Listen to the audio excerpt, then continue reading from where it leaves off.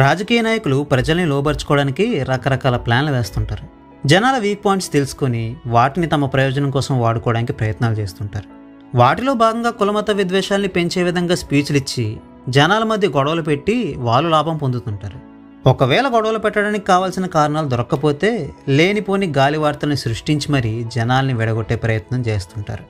ఒక మతాన్ని బూచిగా చూపించి మత విద్వేషాలు రెచ్చగొట్టి ఓట్లు అడుక్కోవడం అనేది ఎప్పటి నుంచో ఉన్న సాంప్రదాయం అయినప్పటికీ రీసెంట్ టైమ్స్లో మాత్రం ఈ పైత్యం మరీ హద్దులు దాటుకుంటూ పోతుంది. ఈ విషయంలో ఈ మతం ఆ మతం అన్న భేదాలు లేకుండా వాళ్ళ పద్ధతుల ప్రకారం అన్ని మతాల వాళ్ళు ఈక్వల్గా వాళ్ళ మూర్ఖత్వాన్ని ప్రదర్శిస్తూ ఉంటారు. ఈ విషయాల్ని బేస్ చేసుకుని రిలీజియస్ హార్మోనీ అండ్ హ్యూమానిటీ యొక్క ఇంపార్టెన్స్ గురించి ఒక మంచి మెసేజ్ని ఎంటర్టైనింగ్గా చెప్పడానికి చేసిన ప్రయత్నమే ఈ మలయాళీ ఫ్రమ్ ఇండియా మూవీ. ఇక ఈ మూవీ ఎలా ఉందో ఒక మాటలో చెప్పాలంటే మూవీ అయితే బాగుంది, బట్ కొన్ని లోపాలు కూడా ఉన్నాయి. తీసుకున్నదేమో చాలా స్ట్రాంగ్ పాయింట్, బట్ ఇంటెన్షన్ చూస్తేనేమో ఆ పాయింట్ని ఎంటర్టైనింగ్గా చెప్పడం. ఈ క్రమంలో ఏవైతే కామెడీ సీన్స్ని రాసుకున్నారో అవన్నీ బాగానే వర్కౌట్ అయ్యాయి. ఇందుకు గాను ఈ movie writer Sharis Mohammed and director Dijo శాంటోనీతో పాటు నివిన్ పాలీకి కూడా క్రెడిట్ ఇవ్వాల్సిందే.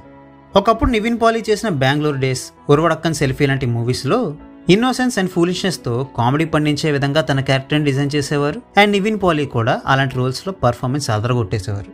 కొంత గ్యాప్ తర్వాత తను మళ్ళీ అలాంటి రోల్ని ఈ మూవీలో ప్లే చేయడం ఈ మూవీకి ప్లస్ అయింది.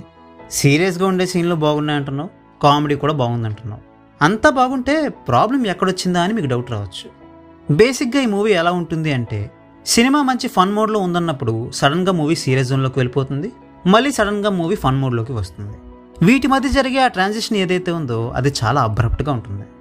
ఈ టోనల్ ఇన్కన్సిస్టెన్సీ పుణ్యమా అని అటు కామెడీ సీన్స్ కానీ ఇటు సీరియస్ సీన్స్ కానీ అనుకున్నంత ఇంపాక్ట్ని క్రియేట్ చేయలేకపోయాయి.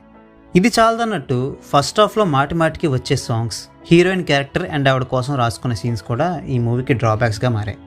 ఇక ఈ మూవీ సెకండ్ హాఫ్ ఏమో రీసెంట్గా వచ్చిన ఒక మలయాళం మూవీని గుర్తు చేసే విధంగా ఉంటుంది. కాకపోతే ఈ మూవీలో ఎపిసోడ్ మొత్తం కూడా మంచి ఫన్ని జనరేట్ చేసే విధంగానే ఉంటుంది. ఇక క్లైమాక్స్కి వచ్చేసరికి ఈ మూవీని పాజిటివ్ నోట్లో ఒక మంచి మెసేజ్తో ఎండ్ చేశారు. అక్కడ చెప్పిన మెసేజ్ బాగానే ఉంది, కానీ అది చెప్పడానికి యుఎన్ఓ సెషన్స్ని చూపించడం కొంచెం అవుట్ ఆఫ్ ప్లేస్ సెటప్లా అనిపించింది. ఇలాంటి డ్రాబ్యాక్స్ ఎన్నున్నప్పటికీ కూడా హేట్ని స్ప్రెడ్ చేసే మూవీస్తో పోలిస్తే ఇలాంటి మూవీస్ ఖచ్చితంగా బెటరే. కాబట్టి ఈ మూవీని నేను మీకు రికమెండ్ చేస్తున్నా. ఎక్కువ ఎక్స్పెక్టేషన్స్ పెట్టుకోకుండా చూస్తే ఈ మూవీ మీకు నచ్చుతుందని అనుకుంటున్నా. ఇక నాదొక చిన్న సజెషన్ ఏంటంటే, ఈ మూవీ థీమ్కి సిమిలర్గా మలయాళంలో పృథ్వీరాజ్ హీరోగా చేసిన పికెట్ 43 అనే మూవీ ఒకటి ఉంది. ఒకవేళ ఆ మూవీని కనుక మీరు చూసి ఉండకపోతే ఆ మూవీని కూడా చూడడానికి ట్రై చేయండి. So that's a wrap on this video. ఈ వీడియో మీకు నచ్చితే వీడియోని లైక్ చేసి షేర్ చేసి మీ ఒపీనియన్స్ని కామెంట్స్ ద్వారా మాతో షేర్ చేసుకోండి.